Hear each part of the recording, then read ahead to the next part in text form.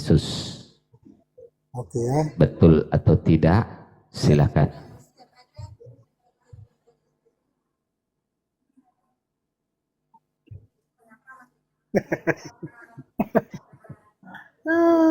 Ya Kristen Protestan, tapi Protestan sejati ya. Protestan sejati. Aku tidak mengenal itu. Yang enggak, saya tidak mengenal itu semua. Yang saya kenal itu cuma isi Alkitab, Bapa, Anak dan Roh Kudus. Saya Kristen sejati. Kristen sejati itu termasuk salah satunya tidak memakan daging babi, karena itu sangat haram.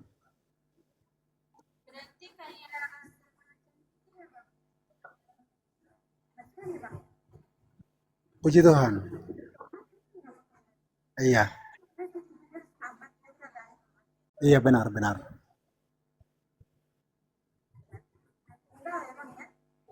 Iya, karena yang tertulis kan tidak pernah tertulis Tritunggal toh. Yang tertulis kan cuma Bapa, Anak dan Roh Kudus. Mungkin itu cuma mereka Ya, gambarkan silakan Bang. supaya ya. Silakan Bang, Abang tanggapi tema yang saya buat. Kristen menghujat Yesus. Ya memang benar, tema seperti ini saya juga akui ketika ya contoh saudara-saudara Muslim atau saya pribadi menemukan orang-orang mengaku Kristen ternyata menolak ajaran Kristus. Contoh, ya, ketika Tuhanku itu berfirman, hari Sabat itu diadakan untuk manusia. Markus 2:27 dan 28. Tetapi mayoritas orang Kristen menyatakan, oh tidak, hari Sabat itu untuk khusus katanya orang Israel. Itu termasuk salah satu penghujatan terhadap Tuhanku. Lanjut Bang, lanjut Bang. Keren, mantap. Iya. Lanjut Bang, lanjut. Kasih paham teman-teman Kristen yang sesat itu Bang. Lanjut Bang. Ya, barusan saya tulis ya, sebelum saya masuk di TikTok, saya barusan tulis tentang kebenaran Alkitab yang menubuatkan saudara-saudara Muslim keturunan dari Ismail ya, kalau kita jujur, itu ternyata pada akhirnya juga ya. Tunggu saya baca ya ayatnya ya. Karena Silakan Bang. Ya, ini digenapi oleh keturunan Ismail. Saya baca dulu datanya. Yesaya 60 ayat 7 itu tertulis. Barusan saya baca saya tulis tadi. Jadi saya langsung baca ya. Silakan Bang, silakan. Yesaya 60. Jadi kita kan punya Tuhan yang esa, yang punya sorga satu, dan dia rindu kita semua ke sana itu. Itu kerinduan sang pencipta itu. Dia rindu kita semua ke sana.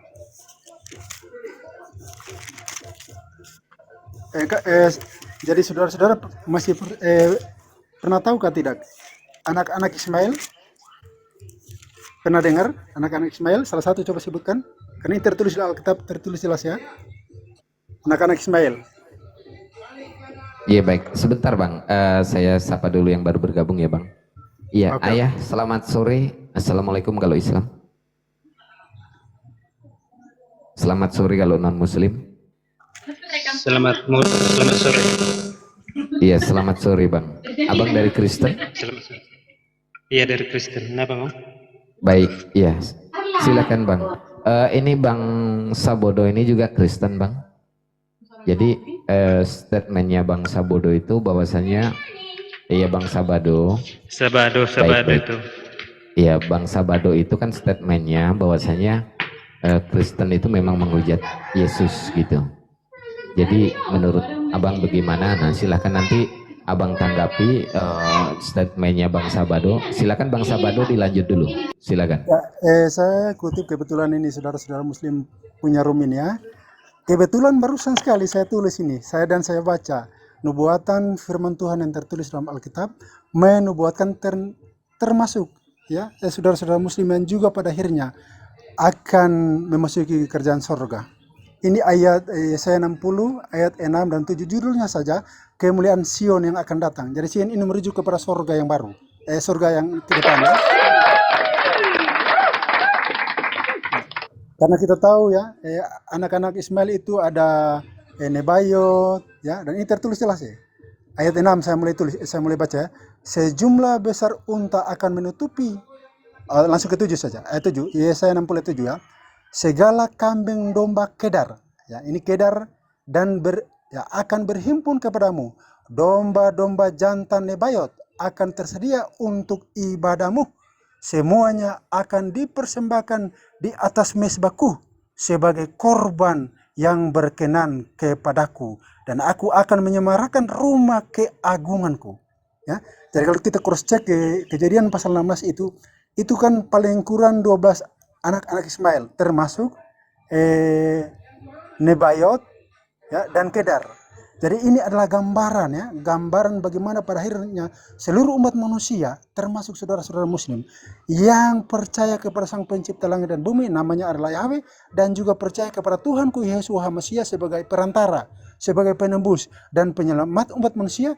Dan ke depan ketika Tuhanku datang kedua kali itu, kita semua yang percaya dan yang menuruti firman Tuhan, kita itu akan dijamin oleh Tuhanku untuk dibawa ke dalam surga, rumah Bapa, ya, rumah Sang Pencipta, untuk menyemarakan rumah keagungan Sang Pencipta langit dan bumi, yaitu surga. Jadi kita terus berjuang, belajar dan belajar. Jangan saling, ya, menyakiti. Usahakan kita saling membangun, ya, saling mengasihi satu dengan yang lain. Itu tujuan akhir dari hidup kita. Apalagi kita sudah berumur begini. Baik, izin Bang Sabado, saya sapa dulu yang baru bergabung. Assalamualaikum Bang Diego. Waalaikumsalam warahmatullahi wabarakatuh, saudaraku semua, teman-teman sebangsa dan Baik, setanah monggo air. silakan bergabung Bang Diego. Iya Bang Sabado, mungkin closing statementnya Bang Sabado supaya bisa ditanggapi oleh Ayah. Jadi supaya mungkin bisa berjalan diskusinya. Silakan. Siapa?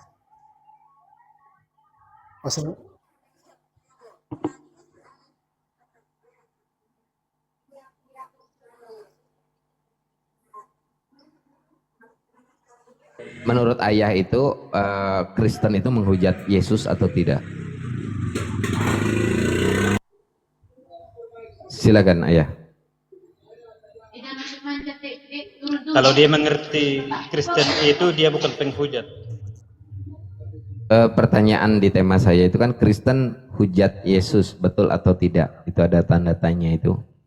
Nah, menurut Ayah itu Kristen itu menghujat Yesus atau tidak? Berarti abang menyimpulkan bahwasanya Kristen itu Itu semua pertanyaan Bang. Itu pertanyaan Bang. Itu tema, itu pertanyaan Bang. Kristen menghujat Yesus.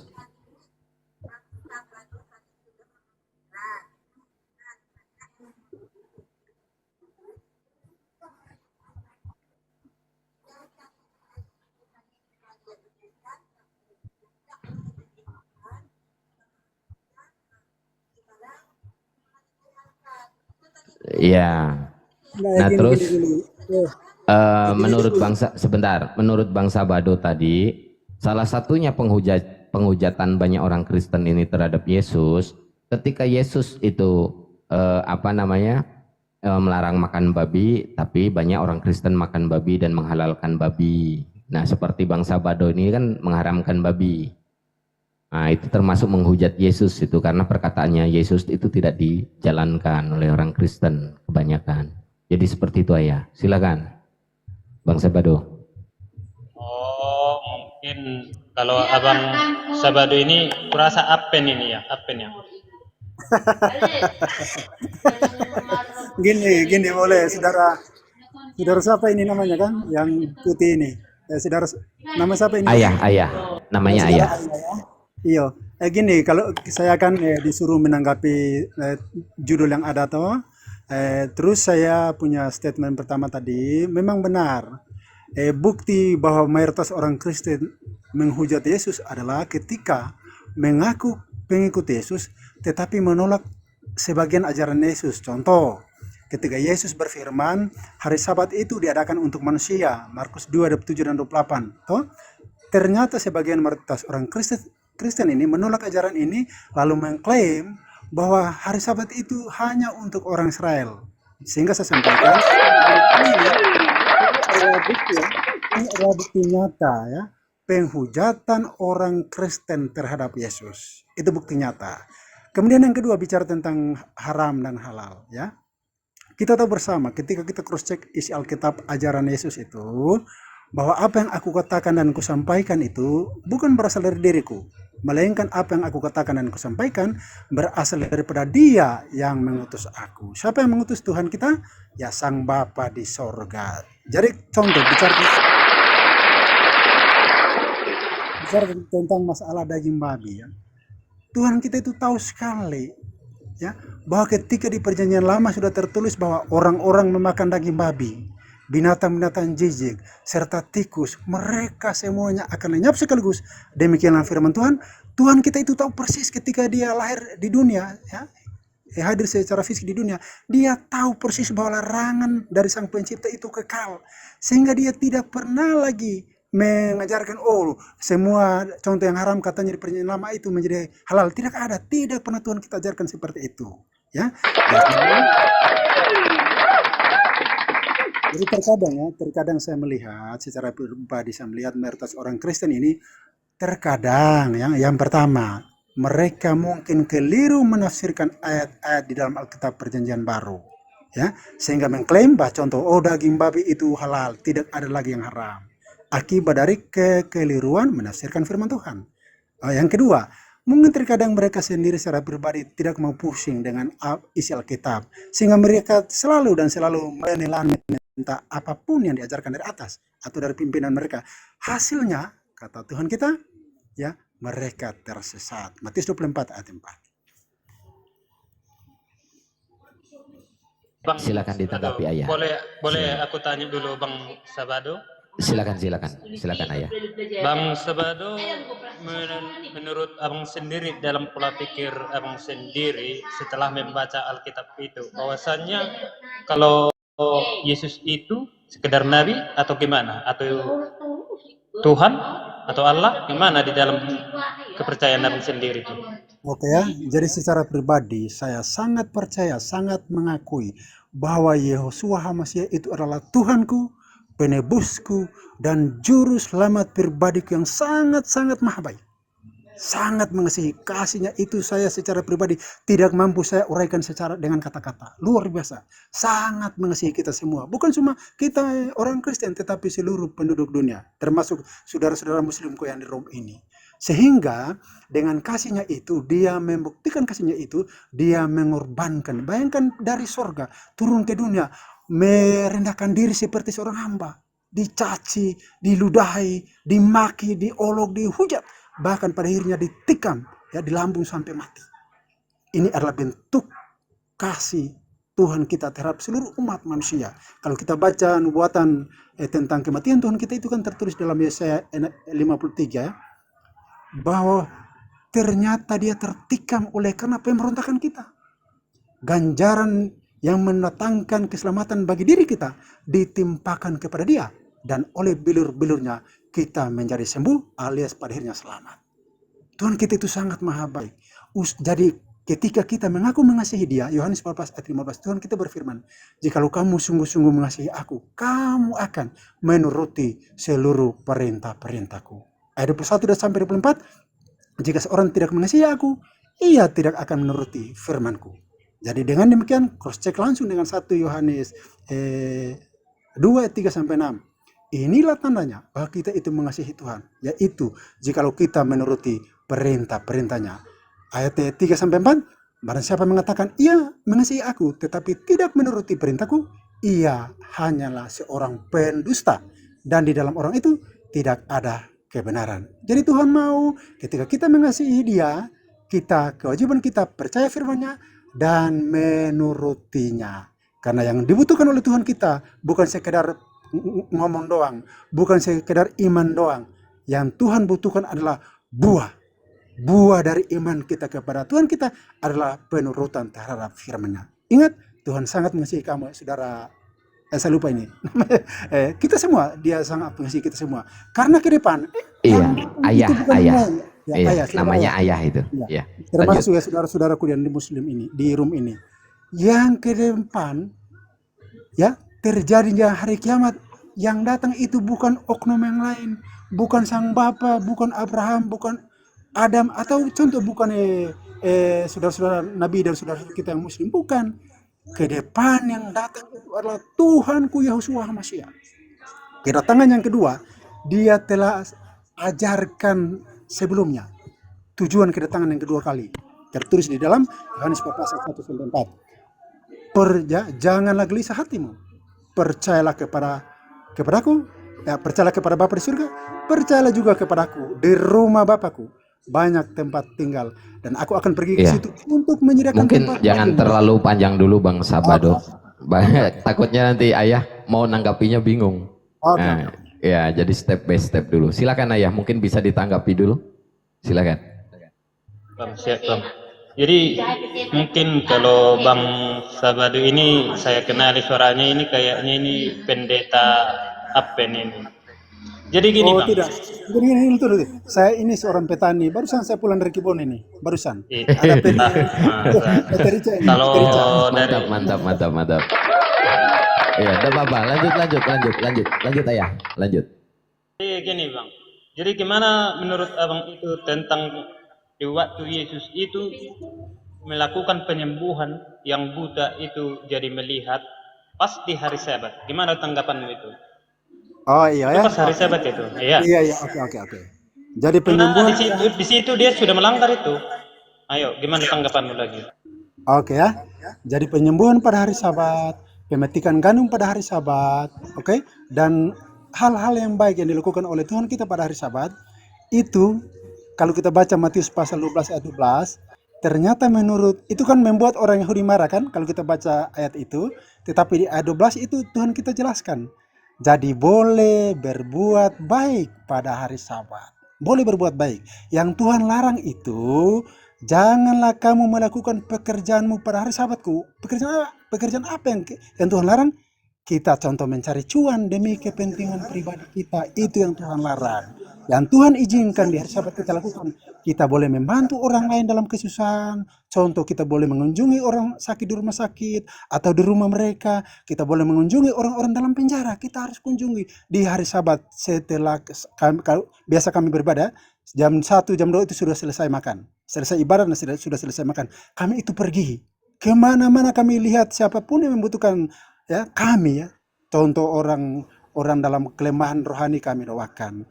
Orang dalam kesusahan kami boleh bantu. Itu yang Yesus ajarkan dengan boleh berbuat baik pada hari Sabat.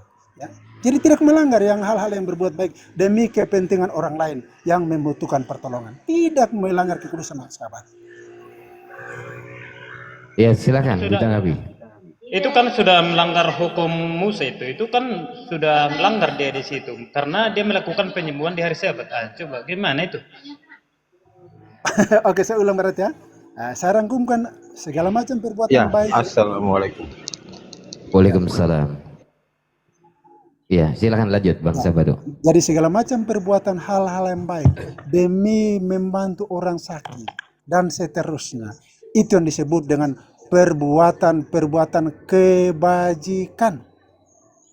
Ya, kebajikan, hal-hal yang urgensi. Ya, contoh di hari Sabat ini, saya pergi ke gereja, kebetulan saya melihat ada orang tabrakan ini. Orang jatuh tertabrak. Di hari Sabat kewajiban saya harus menolong orang itu. Itu di hari Sabat. Saya bila perlu tidak masuk gereja. Ketika saya menolong, saya bawa sampai di rumah sakit. Saya berusaha hubungi dokter, tolong layani orang yang celakaan dia. Kalau saya punya uang, saya akan titipkan sedikit. Tidak melanggar kekudusan Sabat itu, saudaraku. Karena memang hari Sabat itu diadakan untuk kepentingan umat manusia. Markus 2 ayat 27 dan 28. Yang Tuhan larang itu di hari Sabat kita bekerja demi kepentingan pribadi kita. Mohon maaf Bang Sabado, tadi itu pertanyaannya si Ayah itu bahwasanya ketika Yesus itu melakukan penyembuhan itu sudah melanggar menurut Ayah itu tadi. Seperti apa itu statementnya Ayah? Jadi jangan terlalu panjang nanti berstatementnya. Si Ayah itu jadi bingung dia dengerinnya gitu. Silakan Ayah, diulas lagi supaya masuk ke materinya pertanyaan supaya dijawabnya dengan jelas gitu. Silakan.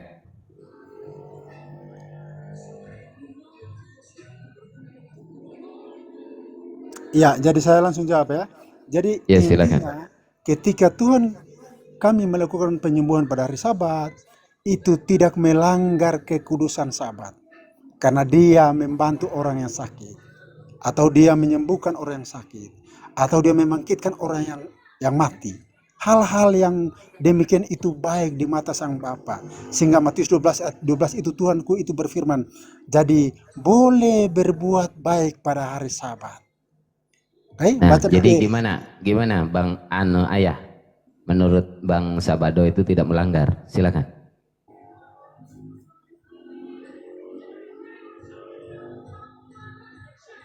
Menurut Ayah gimana nih? Menurut Bang Sabado itu tidak melanggar kekudusan hari Sabat itu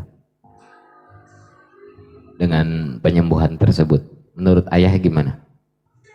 Silakan Ayah.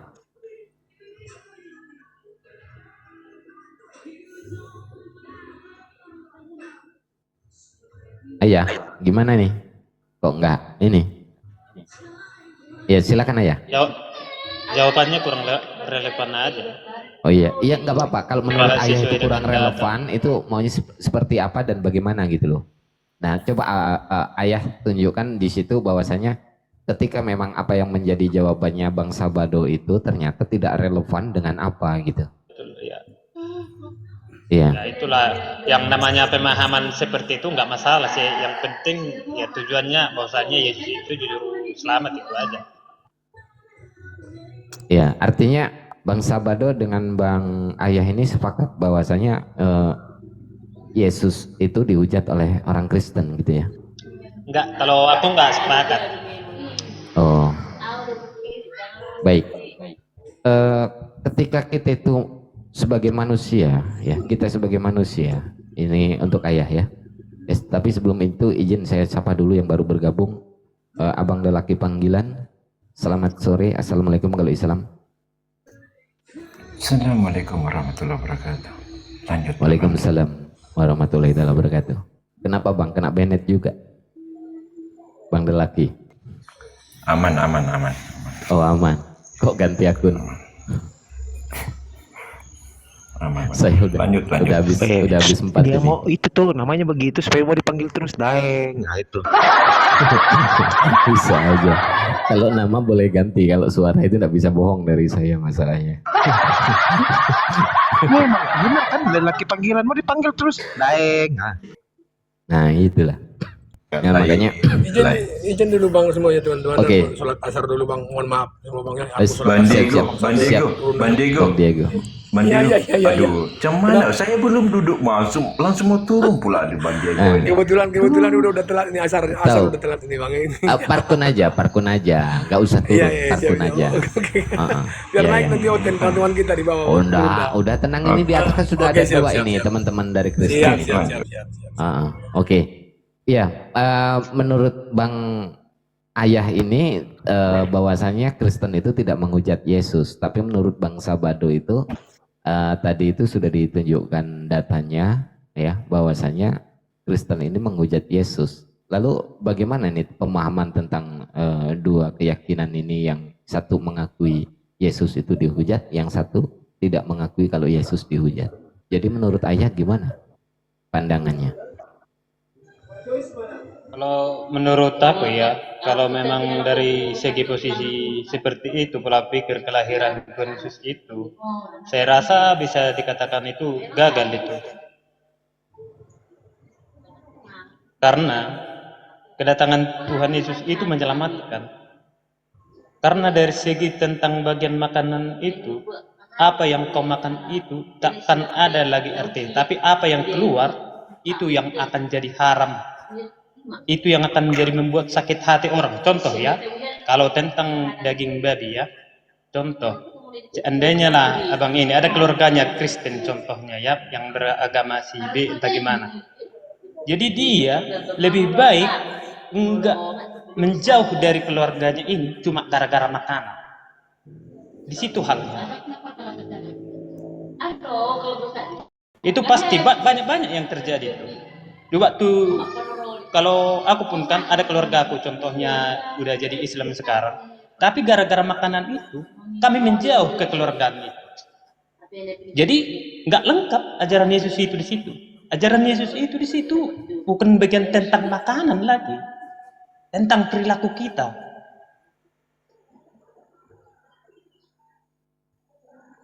Baik, ya menurut abang ayah ya, menurut ayah ini, kalau untuk Galatia 3 nomor 13 itu termasuk di dalam menghujat Yesus atau tidak kira-kira? Silahkan. Assalamualaikum Bang Adinul Islam. Assalamualaikum warahmatullahi wabarakatuh. Iya, silakan.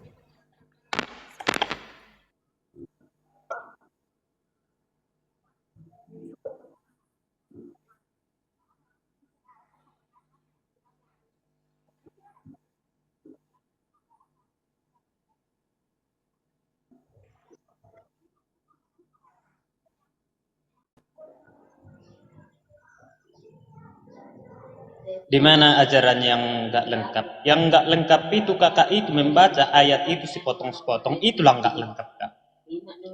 Kakak bawakan ayat itu untuk membahas narasi untuk melawan tentang ajarannya.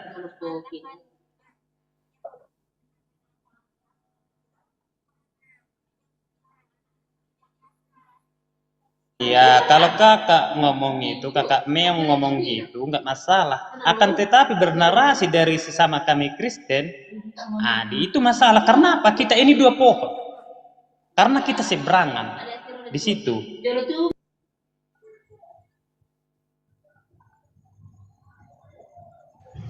Jadi kalau pendeta yang angkat satu ayat gitu nggak apa-apa gitu ya? Ya kan umat juga punya artian di dalam Bibel itu. Contohnya kalau dia melari kemana-mana, ya kan kita punya Bibel tentang. Tapi kalau pemahaman itu pas untuk apa? Tapi menurutnya abang kayak gini, itu kan Bible sudah berbahasa Indonesia. Apa perlu ditafsir lagi? Itu. Abang itu memahami dari seberang itu aja bedanya, Bang. Beda sama kayak di sungai, seberang ke seberang itu mana kedengaran? Kedengaran itu, Bang. Enggak. Saya mantan noten loh, Bang. Bang, Saya Bang saya baca. Sonang itu mualaf loh. Bang Mantan Sonang noten itu saya. mualaf. Bang Sambodo hari Sabatnya hari Sabtu, sedangkan abang hari Minggu. Makanya aku sebut sama Abang Sabodo itu, kalau tentang itu kan hukum Taurat tentang makanan itu, makanan nggak boleh makan daging babi itu kan hukum Taurat itu sama tentang larangan penyembuhan itu terhadap yang saya tanyakan tadi sama Sabodo tadi, Abang Sabodo tadi tentang penyembuhan itu yang dilakukan Yesus itu dari Sabat. Coba dipahami di situ. Ke situ juga sambungnya ke makanan ini kan gitu. Tapi nggak apa-apa kalau melakukan kebaikan katanya. Jadi yang ini pun makanan ini, jangan gara-gara makanan ini jadi nggak baik.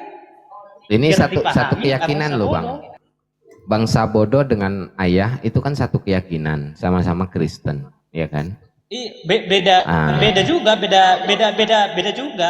Tapi bukan seberangan. Kan sama-sama Kristen Bang. Sama-sama Kristen Bang. Iya, sama Kristen ada bedanya. Ada bedanya. Tapi kan kalau masalah satu tujuan ya kan satu tujuan dan satu penyembahan. Nah, bagaimana bisa satu tujuan dan satu penyembahan ketika pemahamannya berbeda, Bang? Gini Bang, Alkitab kami itu tetap saat itu mulai dari zaman dahulu berpecah-pecah pun agama itu tetap satu Alkitab itu. Tapi kalau pemahaman, di situ gerejanya jadi beda. Itu aja Bang. Kalau nama Alkitabnya satu itu Bang. Ya, pertanyaan saya bagaimana mungkin mau di situ sama ketika di dalamnya itu sudah berbeda. Ini satu sisi abang mengatakan bukan di dalamnya berbeda Bang, bukan di dalamnya pemahaman Bang, pemahaman. Iya, itu namanya di dalamnya berbeda Bang, pemahamannya kan berbeda. Menurut Bang Sabodo, babi itu haram karena dia itu pun mengikuti apa yang ada di dalam Bible. Nah, menurut ayah babi itu halal karena mengikuti apa perkataan Paulus di dalam perjanjian baru, kan begitu. Nah, ini antara perjanjian baru dan perjanjian lama ini kok seperti bertentangan begitu. Ini satu-satu keyakinannya Kristen loh Bang. Oke lah kalau abang berbicaranya kepada kami Islam itu berseberangan. oke, nggak nyambung, oke, baik. Tapi ini abang bangsa bodoh dengan ayah ini sama-sama Kristen loh. Silakan. Kami betul kami sesama Kristen. Cuman pemahaman Advent itu sama di gerejaku juga, berbeda gitu. Walaupun memang Kristen, betul Kristen. Tapi sekarang makin ke bawah ini lagi. Malahan makin ada oneness. Oneness pun kurasa abang nggak kenal lagi. Udah tahu abang oneness? Ya, taruhlah kita itu jangan membicarakan oneness dulu atau saksi Yehova atau yang lain-lain lah ya. Ini yang jelas sekarang ini antara ayah dengan bangsa bodoh. Itu. Makanya saya tadi kan mengatakan di dalam Galatia 3 nomor 13. Di situ dikatakan bahwasanya Yesus, ya kan? Di dalam Galatia 3 nomor 13, Kristus telah menebus kita dari kutuk hukum Taurat dengan jalan menjadi kutuk. Jalan menjadi kutuk karena kita. Sebab ada tertulis, terkutuklah orang yang digantung pada kayu salib. Nah, pertanyaannya itu, Yesus itu digantung di tiang kayu salib enggak? Menurut ayah? Ya, Oke. dia digantung kayu salib. Bisa ini Baik. aku jawab dulu nih, kenapa dia digantung? Enggak bang, gini sebentar dulu, lanjut. nanti abang silakan tanggapi. Ya kan, Yesus tergantung di tiang kayu salib. Maka di sini tertulis, sebab ada tertulis, terkutuklah orang yang digantung pada kayu salib. Apakah ini bukan bentuk penghujatan bagi Yesus menurut abang? Silahkan bang ditanggapi.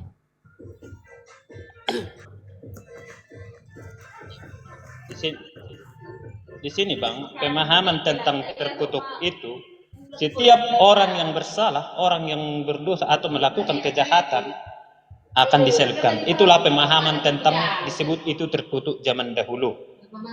Tapi kalau sekarang tidak ada lagi tentang penyaliban itu ya. Jadi begini bang, kedatangan dia makanya disebut menebus dosa manusia. Karena kutukan kepada manusia, disitulah dia mengalahkan maut itu. Kutukan itu, mengalahkan kutukan itu, makanya dia bangkit lagi. Setelah dia mati, disalibkan, bangkit lagi, disitulah kalahlah maut tadi. Makanya siapa yang percaya sama dia akan selamat. Kesalahan apa yang dia buat Yesus sampai dia dikutuk? Pertanyaannya itu, si Yesus itu kenapa dia terkutuk bang? Ya, Kesalahan Dia bukan apa yang dilakukan? Dia bukan terkutuk. Kan Yesus tergantung di tiang kayu salib.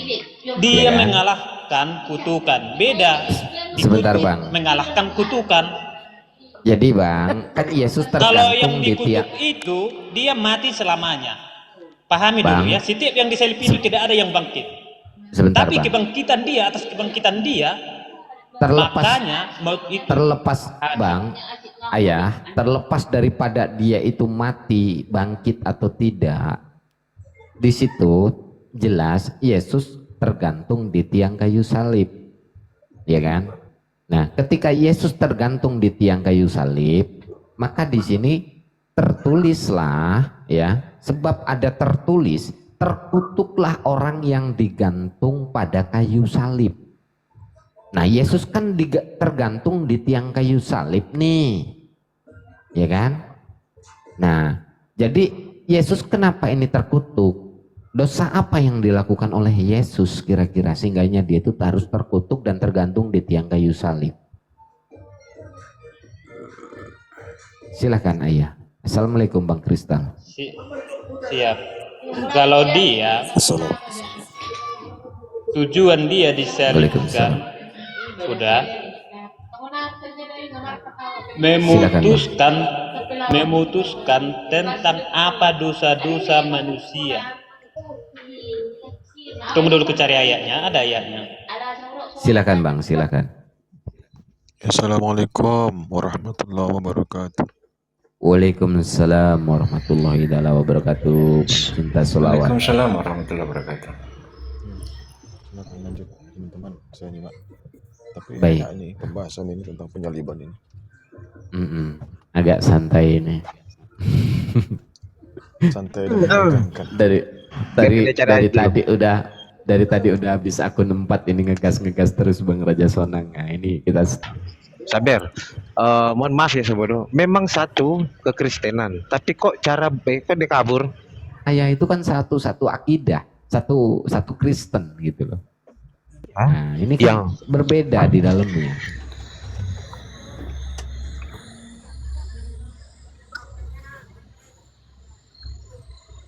Cross check ya keberadaan Tuhanku itu kan hidup di secara fisik ya di dunia itu kan abad pertama ya. Jadi kalau kita cross check data sejarah yang ada pada masa kerajaan Romawi itu orang-orang yang disebut bersalah itu pada akhirnya memang dijatuhi digantung di kayu salib ya. Cara menghukum mereka itu dengan mereka digantungkan di kayu salib. Itu terbukti ya ketika Tuhanku itu disalib, ada 2 penjahat juga disalib, ya, sebelah kiri dan sebelah kanan. Jadi dia menggenapi juga, ini saya baca nubuatannya tentang kematian Tuhanku, bagaimana proses padanya dia mati. Ini dinubuatkan dalam Yesaya pasal 53, khususnya di ayat yang ke-12 ya.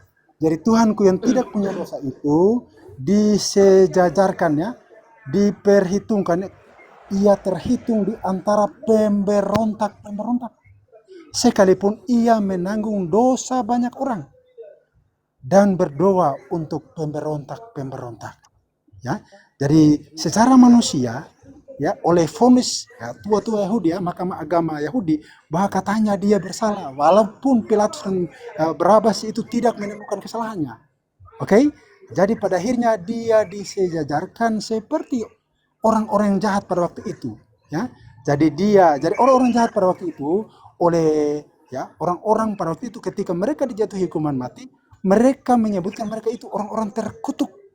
Nah, itu dia Bang, pertanyaannya di situ. Berarti kan termasuk itu salah satu bentuk penghujatan. Gini, karena itu disematkan kepada Yesus. Ya, jadi dalam nubuatan ini tertulis jelas dia terhitung seperti penjahat-penjahat. Dia terhitung. Ya. Jadi dia menggenapi nubuatan Yesaya 53 ayat 12. Artinya kan memang di situ dikatakan Yesus memang terkutuk kan? Iya, karena selaku manusia dia disejajarkan. Betul. Disejajarkan seperti orang jahat. Ya baik. Ya monggo silakan Ayah, itu mungkin untuk membantahnya atau bagaimana? Karena kalau menurut Bang Sabodo ini itu bentuk salah satu penghujatan yang disematkan kepada manusia Yesus dengan mati tergantung di tiang kayu salib. Sebenarnya begini. Silakan. Ini harus tunggu dulu ya. Gimana? Jadi dia menggenapi nubuatan Yesaya pasal 53 ya. Dari ayat sebelumnya saya baca juga ya. Dan dalam matinya ya, ia ada di antara penjahat-penjahat sekalipun ia tidak berbuat kekerasan dan tipu tidak ada di dalam mulutnya. Jadi kebiasaan, tradisi orang pada waktu izin saya bantah. abad pertama di zaman kerajaan Romawi itu ya, siapapun yang dinyatakan bersalah, mereka dihukum dengan digantung di kayu salib. Dan dia disejajarkan seperti mereka, menggenapi nubuatan Yesaya 53, walaupun tidak ada dosanya, tidak ada kesalahannya. Jadi dia menggenapi semua yang tertulis ini. Oke. Iya, artinya di situ Bang. Iya, lanjut Bang. Bang Cinta. Ya, Anda membawa Yesaya 53 yang itu adalah kitabnya orang Yahudi. Nah, kalau ada bawa data dari 1 sampai 12 itu nggak ada hubungannya dengan Yesus. Nggak ada keterkaitannya dengan Yesus. Itu penglihatannya saya ketika dia diberikan wahyu dari Tuhannya tentang bagaimana terjadinya masa-masa kehancuran bagi bangsa-bangsa Yahudi di luar dari Yerusalem. Ya, itu nggak ada menceritakan sedikit pun tentang Yesus, Bang. Kalau memang betul itu nubuatan terhadap Yesus, orang itu sudah beriman sejak dahulu kala tentang keberadaan Yesus. Mereka itu sudah beriman bahwasanya akan datang Tuhan ke dunia untuk menebus dosa manusia. Tapi nyatanya pemahaman itu beda dengan pemahaman kalian.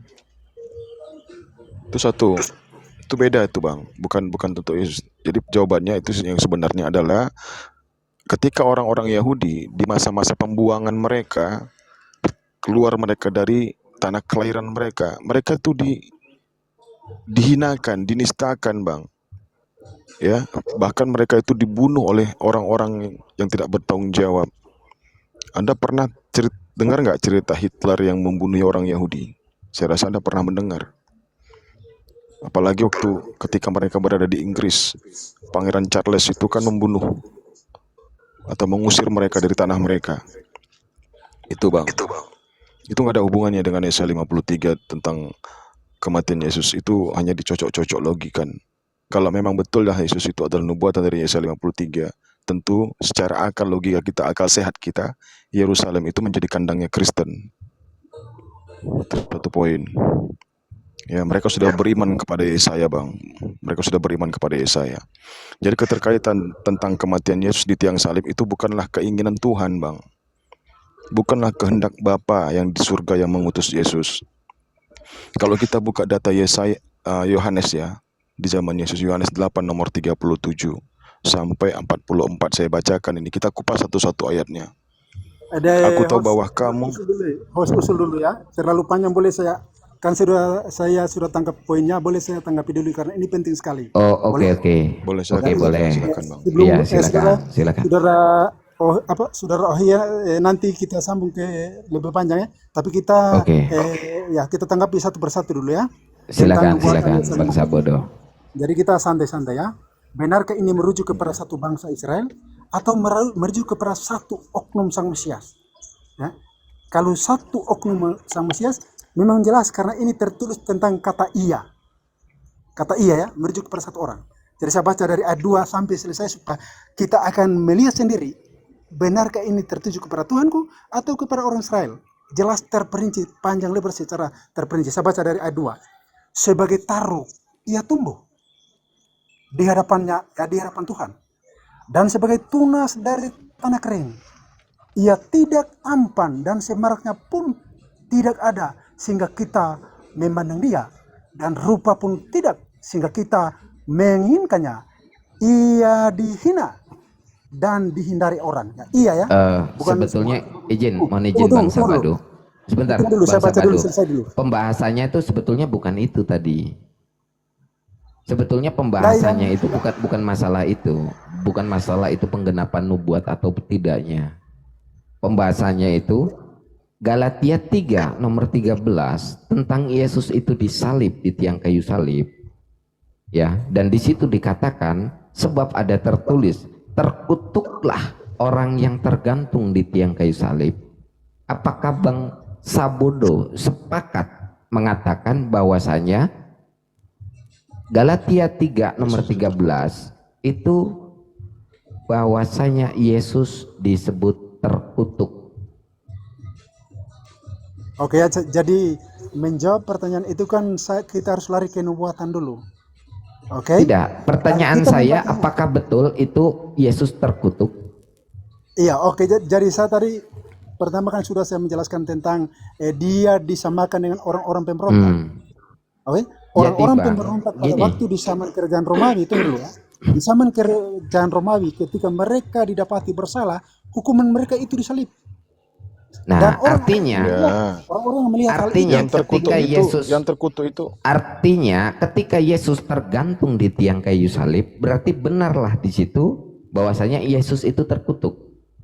Disejajarkan dengan orang-orang terkutuk, disejajarkan menggenapi nubuatan Yesaya 53. Maka tadi pertanyaan saya dari awal termasuk ke ayah tadi, ketika Yesus itu terkutuk, apa dosa yang dilakukan oleh Yesus? Justru itu, untuk menjawab pertanyaan itu, saya harus membaca nubuatan ini. Ini penting sekali saudara untuk menjawab pertanyaan itu ya. Iya, maksudnya Bang, ini Bang, ini. kalau Abang bicara tentang nubuatan, di situ tidak ada penjelasan tentang dosanya Yesus. Justru itu, ini karena ini kegenapannya kan di perjanjian baru. Di nubuatan yang saya pertanyakan itu apa dosa Yesus sehingga dia terkutuk? Justru itu ya. tidak ada satupun dalam nubuatan tertulis, tidak ada satupun dosa yang dilakukan. Dan ketika Tuhanku di dunia, dia Oke, berkata begini dalam tidak ada Matius pasal 9 ayat 6. satupun perbuatan dosa yang dilakukan oleh Yesus sehingganya Yesus itu terkutuk. Betul? Oke. Jadi Oke, tetapi dia tetapi Yesus disejajarkan tergantung di tiang kayu salib. Untuk menjawab itu secara Ketika orang terperinci. tergantung di tiang kayu salib, bukankah itu mengalami kesalahan? Oke ya. Untuk Nah, menjawab apa kesalahannya Yesus? Oke. Kesalahannya Untuk Yesus menjawab apa? Ya oke. Untuk Begini menjawab jawab semuanya pertanyaannya. itu, Begini, gini Bang, dulu. Bang, izin Bang. Harus baca nubuatan. Yesus itu mati terkutuk Harus itu baca nubuatan, saudara. yang mengutuk manusia atau Tuhan, Bang? Oke. Boleh saya jawab secara terperinci ini yang ada, Iya. pertanyaan yang ada. Iya. Ya? Pertanyaannya kan begini, ya kita fokus kepada yang mati digantung di tiang salib. Nah, kan kita ketahui kan menurut Kristen kan itu adalah Yesus, ya kan? Nah, Yesus ini mati terkutuk, ya, camkan ya, mati terkutuk oleh manusia, atau Tuhan. Untuk menjawab pertanyaan yang ada, saya harus baca nubuatan Yesaya 53. Enggak, saya tanya gini loh. Enggak. Oke lah, Pertanyaan Yesaya. nanti Ini, di situ Bang, Itu nggak ada Abang hubungannya, selalu- Bang. Kalau Anda bawa Yesaya Begini, 53, nomor saudara. 10-nya, Nomor nomor Izin. 10-nya Anda harus pertanyaan terima. saudara akan Izin. tertulis di situ. Izin, sebentar, Bang. Jawabannya Ya, sebentar di Bang Sabodo. nubuatan- Abang dari jawabannya tadi di kan Yesaya 53. mengatakan tentang nubuatan, ya kan? Kan kita pertanyaannya tidak perihal tentang nubuatan, betul? Nah, ini Abang berkaitan selalu sekali melarikan dengan nubuatan, tentang saudara. nubuatan. Sebentar, Dan Bang. berkaitan langsung Sebentar, dengan nubuatan. Bang. Coba Bang disimak, Bang. Pertanyaan saya nih, Bang ya. Kita tidak membahas tentang nubuatan, Abang tapi selalu berbicara tentang nubuatan. Oke. Kalau berbicara tentang nubuatan, saya mau bertanya kepada Abang satu, dan ini perkataannya Yesus, ya Bang ya. Ini perkataannya Yesus ketika Abang berbicara tentang nubuatan. Agaknya Abang ini paham tentang nubuatan. Tolong Bang, Abang buka Lukas 24 nomor 46. Paling bagus saudara host, kita clearkan dulu yang pertama ini. Jangan dulu Udah kita Bang, Abang berbicara tentang jangan- nubuatan dari tadi, jangan dulu karena ini kita kan berikan dari pertanyaan Bang, baru. sebentar, Supaya kita dapat dari poin. tadi Host, Bang, supaya kita saya dapat poin. sebentar Host, Bang Sabodo, jangan dulu Bang kemana-mana. Sabodo, Itu gampang. Abang kan agaknya ini paham tentang nubuatan, betul? Gini host gini, dengar dulu. Saya gini. saya sudah Langkah saya baiknya tadi sudah kita pasang garis menyelesaikan merah dulu satu Bang. poin. Ini bukan bertanya tentang nubuatan, tapi Abang tetap memaksa tentang nubuatan. Maka saya akan bertanya tentang nubuatan yang ada di Lukas 24 nomor 46. Tolong Bang itu tunjukkan kepada saya. Kalau memang Abang paham tentang nubuatan, silakan Abang buka. Oke, Lukas 24 Gini. nomor 46. Ya, Jadi yang supaya sudah- kita ini nggak ngelantur Bang, bicaranya supaya kita nggak ngelantur. Oke ya. Yang Ya, saudara-saudara. silakan abang buka dulu Lukas 24 nomor 46. Oke. Gini, usulan yang paling saudara-saudara muslim suka. Yang paling saudara-saudara muslim paling suka. Nubuatan Yesaya 42. Di sana tertulis hamba Tuhan. Ini yang saudara-saudara muslim paling Bang, suka. di dalam Ini Lukas, nubuatan. di Ini dalam semua- Lukas ini 24 nubuatan nomor semua 46 ya. Itu perkataannya Yesus, Bang ya. Ini perkataannya Yesus, Bang ya. Ada tertulis demikian ya. Ini ada tertulis demikian. Jadi apa yang tertulis? Nah, jadi yang tertulis ini, Bang. Mesias harus menderita dan bangkit dari antara orang mati pada hari yang ketiga. Di mana tertulisnya di nubuatan? Mau di bilangan ulangan apa kek terserah. Nah, di mana nubuatan itu, Bang? Silakan. Di mana tertulisnya kata-kata Berat nih, Bang, berat, Mesias berat. harus menderita dan Kita bangkit cross check data ya. Berat. Kita cross check sebentar dari ya. antara Bang sabar, saya orang izin pamit mati dulu, Bang. pada Ada hari pekerjaan, yang Bang. Izin, ketiga. Bang. Ada telepon Oke. masuk. Izin ya. Silakan. Amin. Saudara Assalamualaikum host, warahmatullahi saya wabarakatuh. cross check data dulu ya sebentar ya. Waalaikumsalam Saya warahmatullahi cross check data ya. wabarakatuh. Silakan Bang, Saudara tolong host. Bang tunjukkan kepada saya Bang, karena Abang ini agaknya paham tentang nubuatan. Jadi silakan tolong tunjukkan kepada saya Bang, perkataan Yesus ini tertulis di mana? Mesias harus menderita dan bangkit dari antara orang mati pada hari yang ketiga. Oke. Nah ini Yang- tertulisnya harus sama persis begini Bang ya. Oke. Iya, tertulisnya harus sama persis seperti ini. Di mana nubuatan ini gitu. Silakan. Nubuatan Lukas 24 nomor 46 tertulis di mana? Silakan. Oke ya. Saya baca dari sekian banyak nubuatan termasuk pertanyaanmu kamu ya. Saya menggunakan data semua ini. Ya, kebetulan saya sudah tulis toh. Jadi contoh dimulai dari seorang perawan mengandung. Dinubuatkan Yesaya 7 ayat 14. Bang, yang saya Ya, minta, sampai ke situ. Nanti sampai yang ke situ. saya minta, Mesias harus menderita dan bangkit dari antara orang mati pada hari yang ketiga. Di mana nubuatan ini tertulisnya? Tertulisnya ini di mana? Di Yesaya nomor berapa atau berapa? Biar saya buka. Oke, saya baca di Mazmur 16 ayat 10 ya. Saya mau Oh, udah cek ketemu ya. Bang di situ di Mazmur nggak ada Bang saya. Nggak, saya mau cek dulu. Mazmur Ya silakan 16 Bang, silakan dibuka Bang, silakan dicari dulu Bang. Oke. Ini tertulisnya seperti itu Bang ya, jangan rubah Bang ya. 16, ya. Oke. Iya, ini perkataan Tuhan loh Bang. Ini perkataan Tuhan, jadi tidak boleh ditambahi, tidak boleh dikurangi.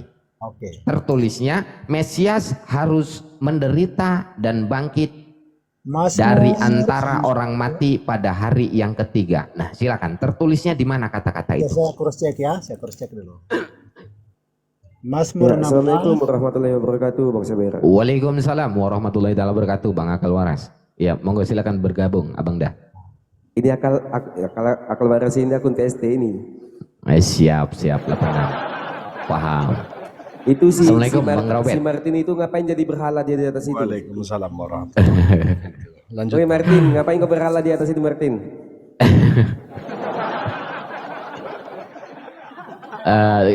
Lagi gantian ini ayah sama Bang Sabodo ini. Ya. Saya saudara host, saya cross check dulu data, nanti boleh ditanya dulu ke saudara ya. Cross check dulu data ya. Silakan Izin saya cross check tolong datanya. dicarikan tertulisnya itu di mana itu kata-kata itu. Mesias harus menderita dan bangkit dari antara orang mati pada hari yang ketiga. Itu perkataan Yesus loh. Saya nggak berani menambahi atau melebihi itu. Jadi itu pun di nubuatan tidak boleh ditambahi, tidak boleh dilebihi, ataupun dikurangi tidak boleh. Itu perkataan itu tertulis loh. Nah, silakan. Di mana nubuatnya itu? Si Sabodo ini belum waras juga dia dari Komalku tadi ya. Tidak apa-apa Bang. Dia mau nyari ini. Enggak, tadi dia di perkataan Komalku dia Lukas. waras Bang Saber di Komalku dia waras dia. Iya.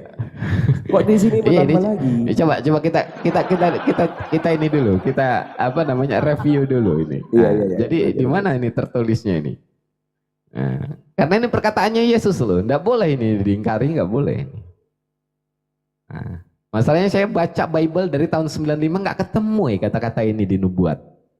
Karena dari tadi Bang Sabodo itu agaknya paham sekali dengan nubuatan gitu. Makanya saya bawa ke nubuatan ini. Tadi di Komalku dia Bang Saber, nggak aku lawan diskusinya, Oten sama Oten ku cakarkan 2002.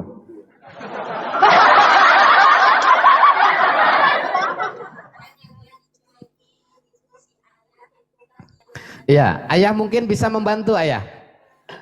Ayah silakan kalau mau bantu. Di mana tertulisnya Lukas 24 nomor 46 itu di nubuatan. Silakan. Jawablah ya, Martin kau jawablah. PST di sini, kejang-kejang kau dulu bikin. Ya silakan ayah. Tolong dicari itu perkataan Mesias harus menderita dan bangkit dari antara orang mati pada hari yang ketiga. Nggak boleh ditambahi, nggak boleh dilebihi, nggak boleh dikurangi kalimat itu. Di mana tertulisnya di nubuatan?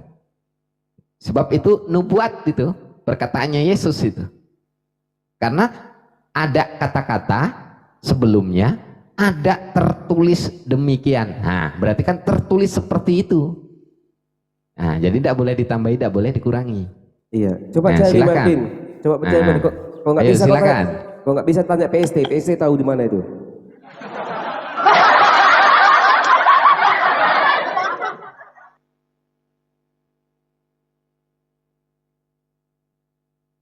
Sebab Bang PST, saya dari tahun 95 baca Bible ratusan kali, saya itu khatam, ya selesai baca Bible itu. Gak pernah temukan itu. Nggak pernah Bang ya. Gak pernah temukan Lukas 24 nomor 46 ini. Ya, tapi tadi Sabodo dapat dia itu Bang Sabodo. Dia itu kan gini Bang, saya bahas Galatia 3 nomor 13. Iya. Nah, apakah itu betul seperti tema bahwasanya orang Kristen ini menghujat Yesus? Iya betul. Nah, Dia larikan ke nubuatan Yesaya. Saya bilang, Bang, saya cuma nanya ini menghujat atau tidak.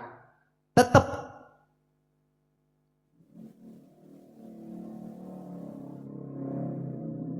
Lah, mana suara Bang Saber ini kok hilang?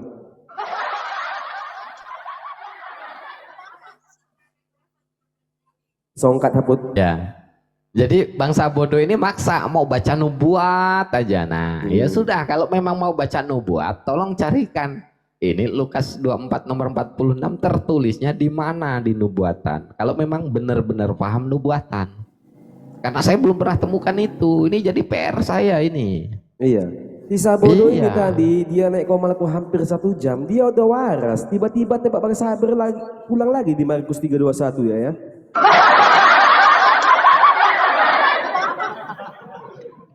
Ini si Martin nggak mau ngomong, dia tengok menyimak aja ya PSD di sini katanya.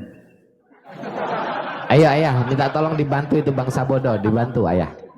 Nah, di mana tertulisnya itu? Lukas 24 nomor 46 di nubuatan. Silakan dibantu.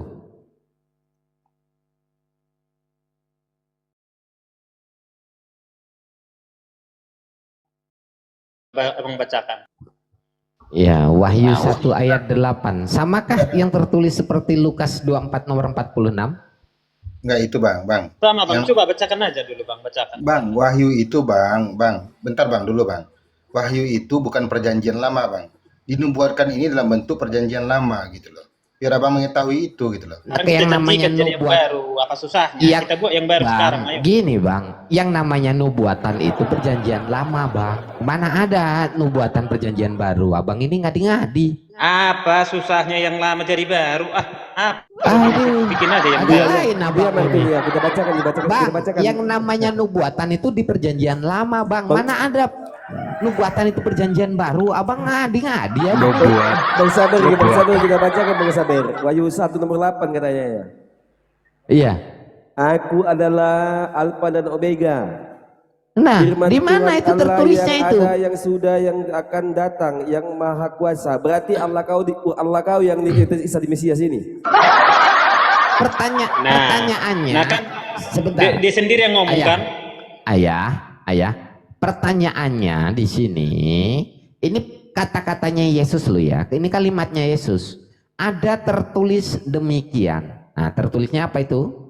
Mesias harus menderita dan bangkit di antara orang mati pada hari yang ketiga. Nah, di mana tertulisnya di dalam? Kalau nubuatan itu sampai kiamat pun mana ada tertulis seperti itu. Nah, berarti kalau memang abang sudah mengatakan begitu, berarti Yesus berbohong. Bukan masalah itu. Ini kekeknya. Ada Ini datanya Martin. Martin, ada datanya. Coba Ini yang bilang dulu. berbohong siapa di sini? Datanya ada, cuman Ada masalahnya. datanya Martin. Bilang dulu PST. Enggak, Tolong coba datanya PST bilang. abang jawab. Ini Tarik yang nanti berbohong. dari tema Yang lah. berbohong, bukan. Saya tanya, karena ini kan tadi berbicaranya nubuatan si Bang Sabado tadi, Bang Sabodo, ya kan? Bang Sabodo ini kabur. Nah, sekarang ketika bertanya nubuatan, ini kan nubuatan nih di Lukas 24 nomor 46 ini tertulisnya di mana? Kalau abang mengatakan itu tidak ada tertulis di dalam nubuatan, ini yang berbohong ini Lukas atau Yesus kira-kira? Silakan Bang dijawab.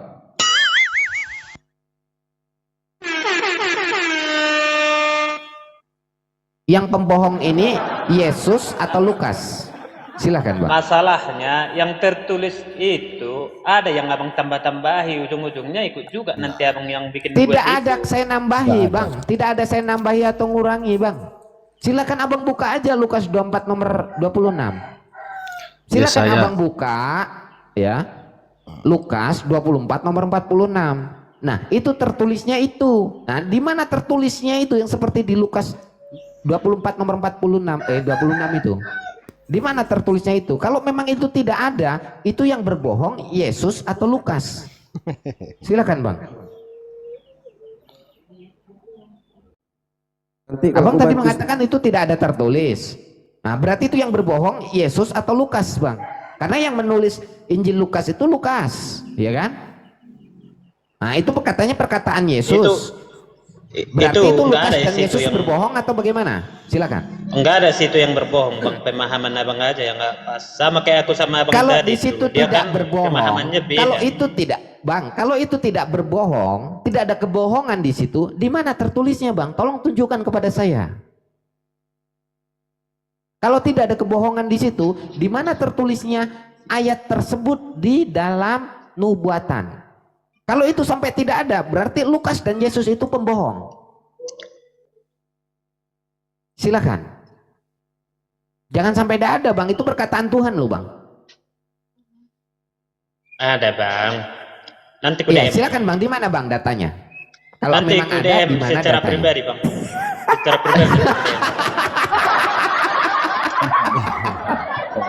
Nggak ada nubuatan Martin. Kenapa secara pribadi dengan saya? Martin. Aduh, abang ini nggak diajak. Aku bantu.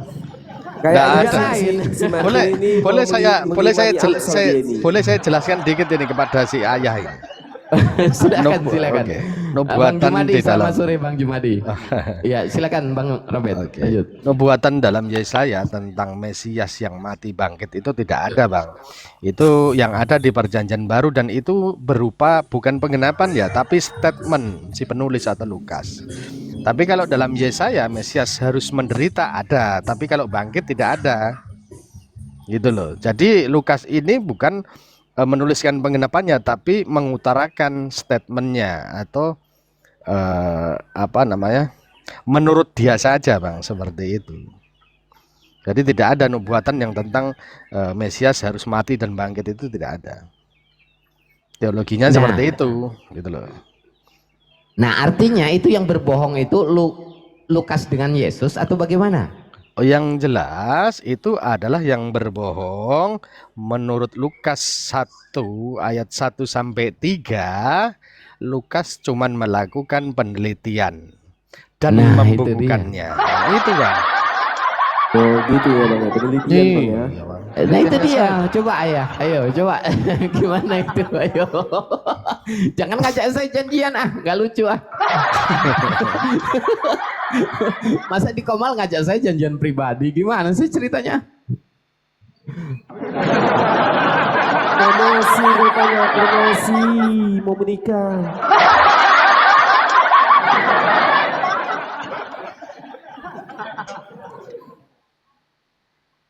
Bang, keluarga Sakina ya. Amin. Makanya ayah, kamu itu jangan mengganggu kami udah mau menikah, surat-surat kami sudah sediakan. Orang tua kita juga sudah ketemu, udah direncanakan. Kau datang mau ganggu, ya Allah. Dia normal. Makanya carikan dulu, nggak meong, carikan dulu satu. Oga, kau kafir. Kalau kamu mau carinya, Bang, kalau aku kupas, Bang. Yang dikupas ya. Karena kalau nggak itu, berkupas Bang, dia Bang Martin nggak berkupas, banyak getahnya di dalam. Kalau pas musim hujan nggak ada kulitnya, Bang. Kalau musim hujan. Iya, tetap bersih. Apalagi dingin-dingin nggak ada kulitnya itu, Bang. Tetap bersih dia Bang, tetap Terkupas bersih kena semua. hujan. Tetap bersih dia Bang.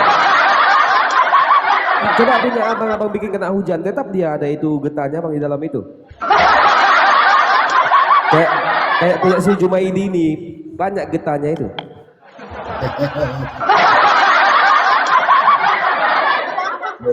Bahaya. Kita lanjut ke poinnya ya di situ ya.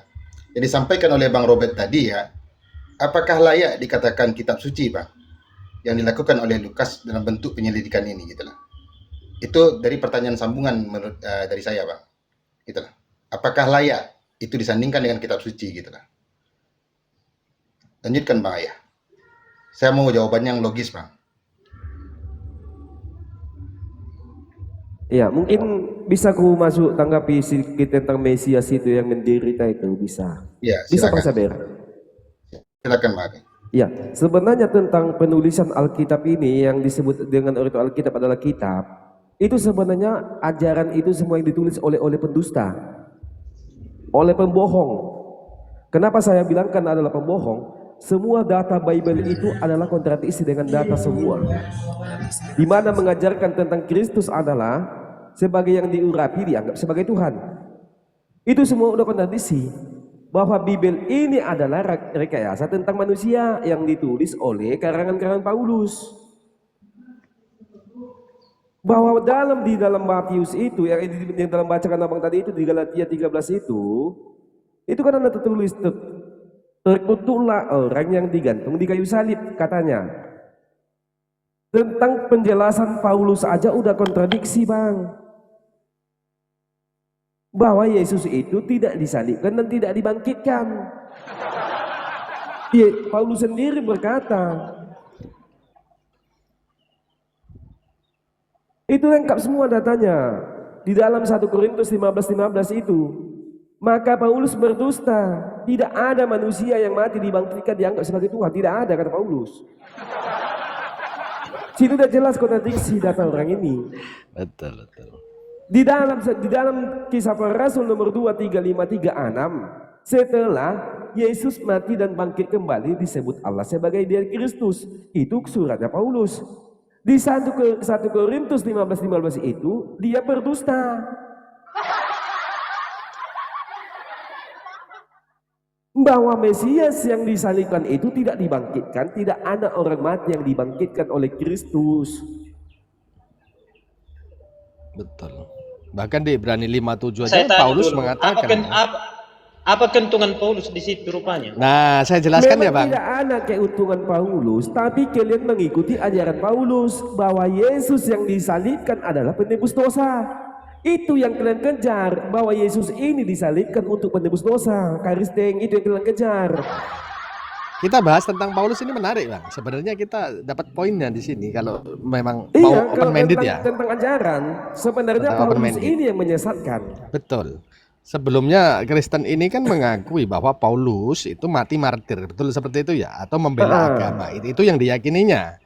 Tapi banyak sekali penulisan surat-surat Paulus yang dijadikan ayat-ayat di dalam Bible-nya kan begitu ya.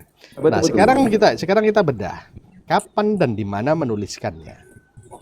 Ketika seseorang dijatuhi hukuman mati, maka seseorang itu akan mengungkapkan kebenarannya dan akan membela dirinya tentang apa yang dilakukannya. Betul seperti itu ya? Ya, contoh betul, Bang. 1 Korintus 1:15 seperti yang Bang Akelwar sampaikan. Ibrani 5:7 mengatakan bahwa Yesus sendiri diselamatkan. Betul seperti itu. Dan sebagai pembelaannya Paulus mengatakan di dalam Roma 3 nomor 7. Ya, itu adalah pembelaan Paulus atas segala dustaku, kemuliaan Allah bertambah, kenapa aku masih dihakimi sebagai seorang yang berdosa. Itu adalah statement Paulus. Seperti itu, Bang. Paulus sendiri sudah mengaku di situ berdusta. Gitu loh. Mengajarkan ajaran palsu. Tapi dia mengaku seperti itu adalah suatu pembelaannya. Gitu loh, Bang. Banyak sekali, semua yang disampaikan bukanlah dari firman Tuhan kan begitu. Nah kita lihat nubuatannya, Yesus pernah berkata bahwa ajaran yang diikutinya adalah ajaran manusia. Jadi bagaimana Anda akan menyikapi itu? Anda akan mengikuti ajarannya Paulus sebagai ajaran manusia atau mengikuti ajaran Yesus? Ya, seperti itu Bang. Itu kepentingan Paulus. Ya, sebenarnya kalau tentang ajaran Yesus ini sebenarnya adalah benar. Di mana kita rujukan kepada Yesus adalah di Matius 24 nomor 24. Hati-hati akan ada datang Mesias-Mesias palsu dan nabi-nabi palsu. Yesus sudah berkata, camkanlah perkataanku ini. Betul kebetulan di mana konsepnya itu adalah di Kisah Para Rasul nomor 9 sampai 18. Ketika Yesus ketemu dengan rohnya, kata Paulus ya, bertemu dengan Paulus, apa kata Paulus saat itu? Siapakah engkau Tuhan? Sebelum Paulus tahu, dia udah tahu itu bahwa Tuhan datang. Maka jawab Yesus pada saat itu, akulah Yesus yang kau aniaya itu. Sejak kapan Paulus tahu bahwa itu datangnya itu Tuhan? Situ udah jelas gugur. bahwa akan ada datang Mesias palsu di Matius 24 nomor 24. Itu sudah dicemkan oleh Pak Yesus sendiri. Betul. Nubuatan tentang nabi-nabi palsu Yesus sendiri Nabi-nabi palsu berkata di situ. di saat khotbah terakhirnya kepada murid-muridnya, kan begitu ya? Iya, waspada terhadap nabi-nabi palsu yang datang kepadamu. Mu ini kepada murid-muridnya. Kisah para rasul tadi siapa yang datang kepada murid-muridnya? Itu jawabannya ada tuh. Di penerimaan Paulus di KPR 9, 26 nomor 27 sampai 27. Baca di situ. Perjalanan Damsyik Antiokhia yang datang dari padang gurun. Damsyik Antiokhia ini melewati padang gurun, Bang. Itu salah satu nubuatan daripada Yesus. Yang datang seperti domba padahal itu adalah serigala yang sangat buas. Tahu sendiri Paulus di situ mengatakan bertemu dengan Yesus padahal dia adalah seorang penganiaya atau seorang pembunuh, seorang pembenci. Sekarang silahkan Halo Bang. Anda. Halo.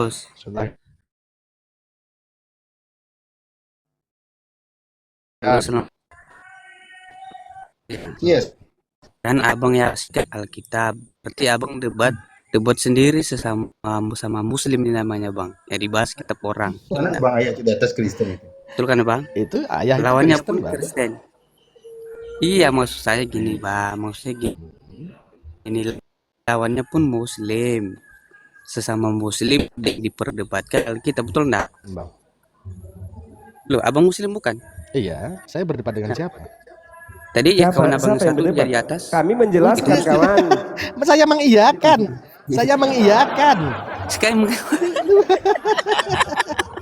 Abang tinggal di sini banyak tentang kontradiksi dengan data Paulus itu sudah terbukti, ya. Tentang kita kelahiran Yesus aja dalam Lukas itu udah jelas salah lagi. Ada lagi di Matius yang dilahirkan disebut iya, Immanuel. Sebentar. Ya, Saya mau tanya sama Bang Jumadi. Bang Jumadi masih menuhankan Yesus apa Allah Bapa nih? Enggak, tunggu dulu bang, tunggu dulu. Karena kan ya, saya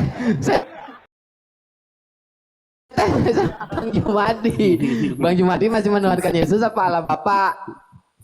iya kalau kita umat Kristen bang menuhankan firman yang menjadi manusia. Kalau kita Kristen bang ya. Oh gitu. Berarti Bang Jumadi masih menuhankan Yesus. Namanya firman itu telah menjadi manusia dirujukan kepada Yesus Jumaidi, nggak ada. Ya itu kan versi abang. Bukan ya kan? versi saya. Itu wajar saja. Bukan, boleh dulu gantian. Boleh gantian dulu. Dengarkan. Gantian dulu kita ya, biar saya bacakan yang asli-aslinya tentang ayat yang langsung pernyataan di sendiri ya. Silakan. Wahyu 1 ayat 8. Aku adalah Alfa dan Omega, firman Tuhan Allah yang ada dan yang sudah ada dan yang akan datang, yang maha kuasa. Oke, 2 Yohanes 14 ayat 6. Kata Yesus kepadanya, Akulah jalan dan kebenaran dan hidup. Tidak ada seorang pun yang datang kepada Bapa kalau tidak melalui aku. Wahyu 2 ayat 10. Hendaklah engkau setia sampai mati dan aku mengaruniakan kepadamu mahkota kehidupan. Yesaya 43 ayat 11. Akulah Tuhan. Tidak ada keselamatan selain daripadaku. Itu perkataan dari Yesus sendiri. Yesaya berapa kau baca? Yesaya berapa itu? Akulah Tuhan katanya. Enggak, instruksi dulu. Bentar bang. Yesaya 43 nomor berapa kau baca situ pengakuannya? Udah cari sendiri nanti ah. Buka aja di mana nanti. pengatukannya akulah Tuhan mana? Ayah. Kau bohong aja kau. Coba. Jelas lengkap ayatnya kusebutkan. Anda itu tinggal mencari aja, buka Bible. Tidak ada perkataan Yesus akulah Tuhan, nggak ada. Ayah, coba kau buka dulu Matius 11 nomor 25 coba. Buka Yohanes 13 ayat 13. Itu guru Tuhan. Loh, kan nih dilarikan lagi tentang narasi peribahasa. Ayah, coba kau buka dulu Matius 11 nomor 25 di situ. Matius nomor 25. Apa perkataan Yesus di situ? Aku bersyukur padamu Bapak. Silakan. Nah, coba dibaca dulu. Enggak, tadi Bang Sabir dibacakannya tadi Yesaya 43 itu. bahwa Yesus mengatakan akulah Tuhan. Nenek moyang kau akulah Tuhan, itu kata Yesus. Niku aja kau. Sedangkan dalam Yohanes 17 nomor 3 berkata Yesus, apa kata dalam Yohanes 17 nomor 3 itu? Inilah hidup yang kekal, itu bahwa mengenal engkau satu-satunya Allah dan Yesus sebagai engkau utus. Masa di Yesaya katanya dia Tuhan? Ya, Kenapa coba ayah, engkau coba tabrakan? kamu baca dulu Matius 11 nomor 25, apa itu kata Yesus? Nggak gini, aku hanya biar kita jangan bernarasi tentang Paulus aja. Kalau perkataan sendiri dia sendiri, Mana bahwasanya di Yohanes? ada Yesaya banyak kau begitu baca. banyak ayatnya gitu loh. Yesaya 43 berapa kau ayah. baca tadi? Akulah Tuhan kata Yesus di mana? Ayah, Dia ayah. salah memahami. Coba dibaca dulu Matius 11 nomor 25 coba. Saya ingin dengar. Dibaca dulu Matius 11 nomor 25. Siapa yang ngomong di pendeta tuh siapa tadi ini? Saya. Mana seorang saya pengajar. Robert? Robert, saya orang pengajar. Oke, boleh aku bacakan. Pengajar ya? Oke, aku Iya, bacakan. silakan dibacakan Bang Jumadi. Saya sanggah dulu Ya, sebentar. silakan dibaca Bang Jumadi. Silakan, Matius silakan. 11 nomor Ya, 25. biar saya bacakan. Iya. Ya, pada waktu itu Yesus berkata, aku bersyukur kepadamu, Bapa, Tuhan langit dan bumi, karena Engkau telah menyembunyikan hal-hal ini bagi orang bijak dan pandai, tetapi Engkau telah menyatakannya kepada orang sederhana. Siapa Tuhan di langit dan di bumi di situ? Allah Bapa. Sudah? Ya, Tuhan di langit dan di bumi siapa? Menurut Yesus? Ya, tunggu dulu kita bahas. Tunggu dulu kita bahas ayat Itu ini. Matius 11 Kan 25. Menurut Yesus itu Ya, siapa Tuhan di dengarkan. langit dan di bumi? Iya kan, dengarkan Bang, aku belum selesai. Silakan.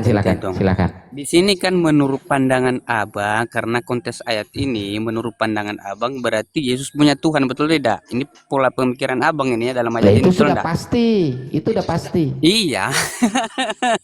Makanya saya bilang setiap kan Itu sudah saya pasti tebak. karena itu tertulis secara eksplisit. Loh, lah kok tertawa? Jumaidi. Nah, terus gimana? Ini tentang ayat ini ada dua, yaitu merujuk kepada Bapa yang Abang mengatakannya bahwa Yesus punya Tuhan. Tuhannya Dan di langit dan di bumi itu siapa? menyembunyikan hal. Tuhan di langit dan di bumi Iya, kan menurut Abang- Yesus itu siapa di Matius 11 nomor 25? Iya, dia Tuhan langit dan bumi. Jadi siapa Tuhan di langit iya dan di dalam bumi? konteks ayat ini. Yesus Iya berdoa. kan Abang belum. Dalam konteks itu Yesus berdoa. Itu Jumaidi. perikopnya Yesus berdoa loh. Iya. Memang kecap kau. Yesus bertuhan Bang. Itu Di situ kita perikopnya tidak Yesus berdoa loh. kita Kalau Kan yang orang berdoa itu pasti dia punya Tuhan, punya yang diminta. Dan dia berdoa sama Allah lah. Kepada siapa? Kepada sesembahannya. Mau ngeles Dia pula, berdosa Jumaidi. sama Allah, hakikatnya Yesus. Nah, Hakikatnya itu pula makanya lagi. siapa Tuhan di langit dan di bumi di situ kata Yesus. Paulus. Allah. Nah, Allah kan, bukan Yesus Tuhannya kan? Loh, sekarang gini.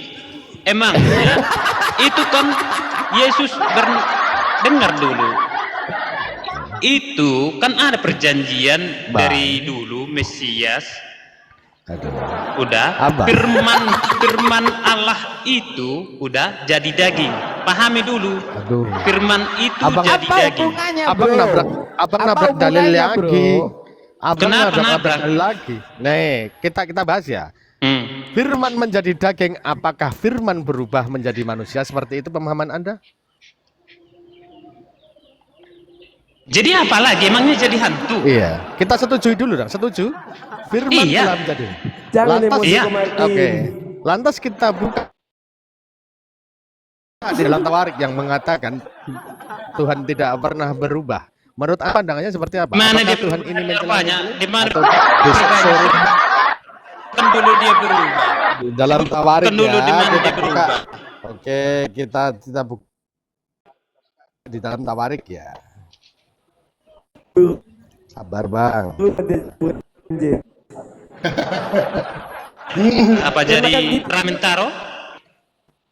Bukan gini, ketika manusia dalam mati dalam kebaikan disebut vampir. Kenapa nggak disebut vampir itu? Udah lari kau itu. Jangan tegang-galin.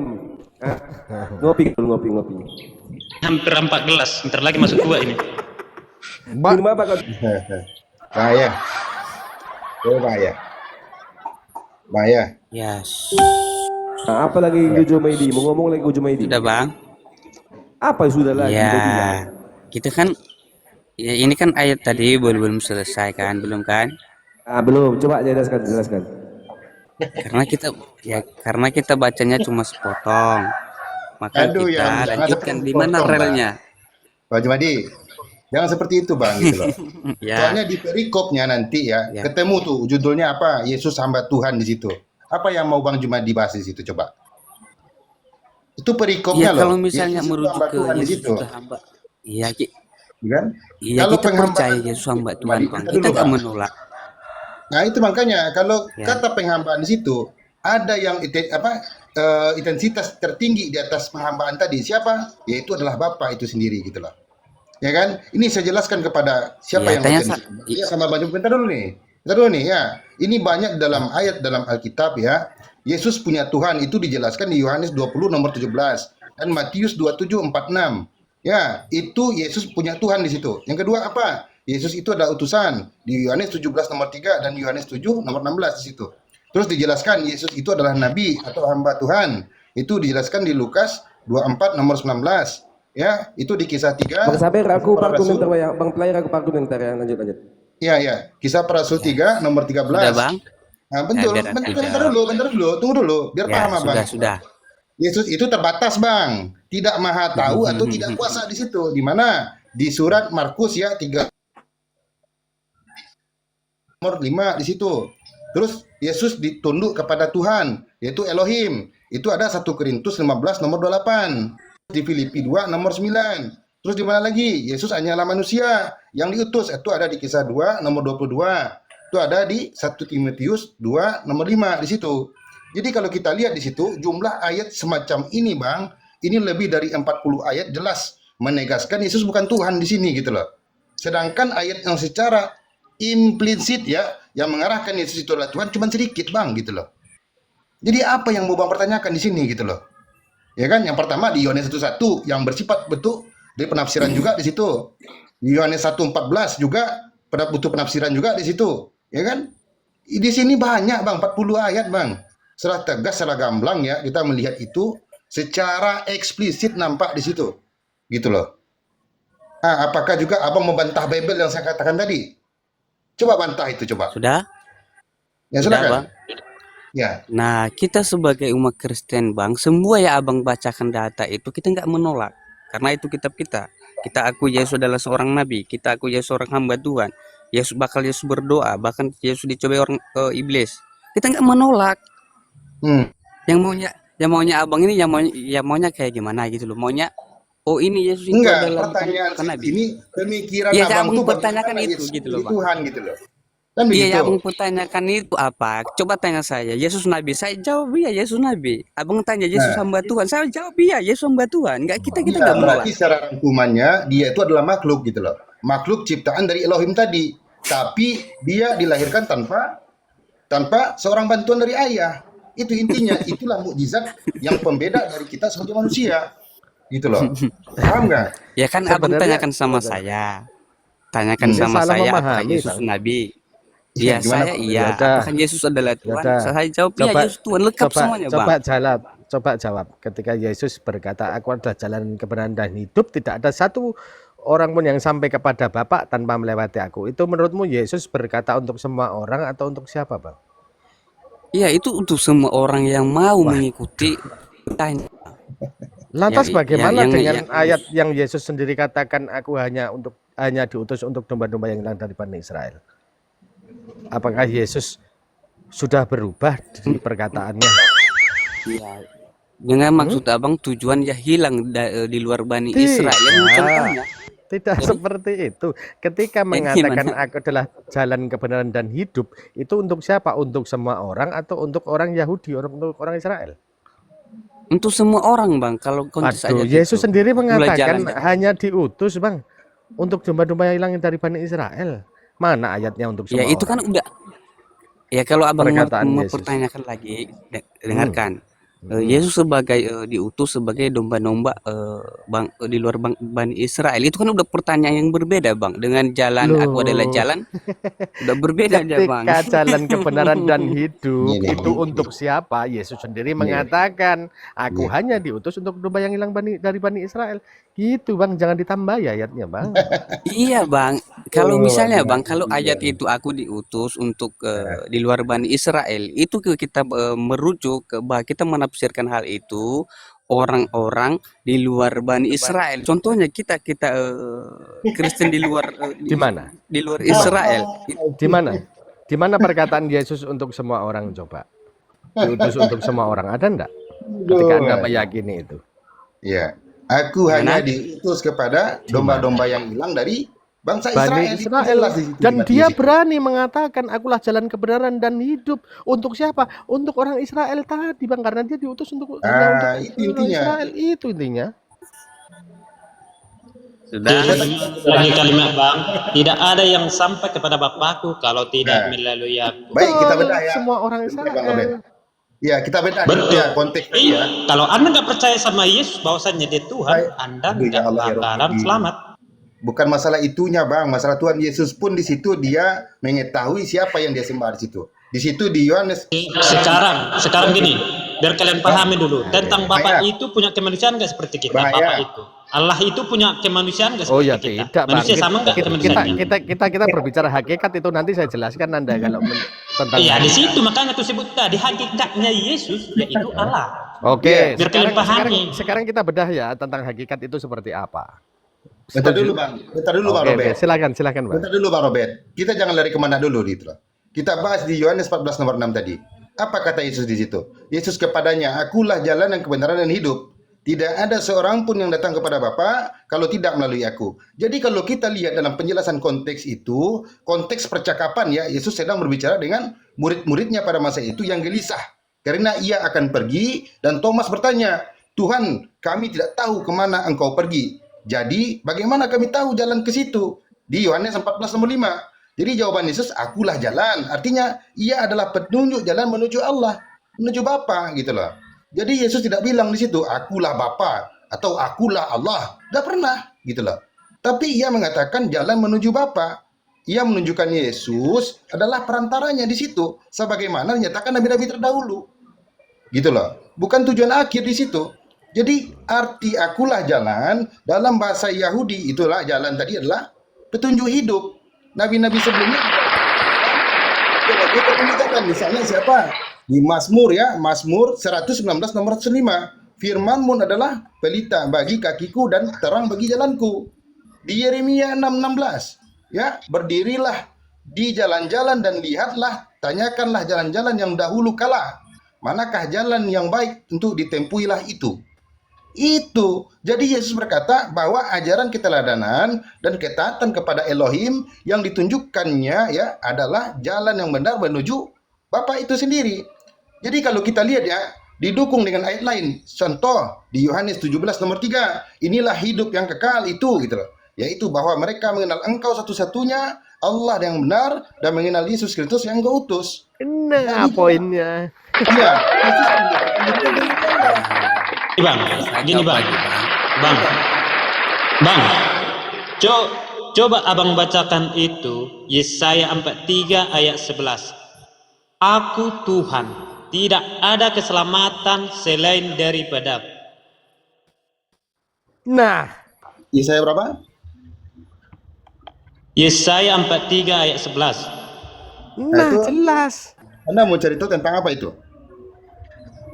Bosannya Yesus Tuhan. Bado. Yesus mengajarkan karena tidak ada keselamatan, ya. Tidak akan ada keselamatan ketika tidak mengenal Tuhan, kan begitu. Makanya dia menjadi jalan itu, Bang, untuk mencapai kepada Tuhan. Gitu loh, Bang. Baik, baik. Bang. Saya puaskan. Bentar dulu Bang Jumadi. Oke, boleh saya jawab Bang? Puaskan dulu nih Gantian dong. si Bang Ayah ini gitu loh. Biar enak, saya puaskan dulu dia. Ya, saya puaskan dulu birahinya dia gitu loh. Ya kan?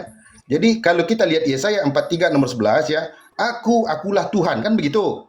Dan tidak ada juru selamat selain daripadaku, kan begitu Bang.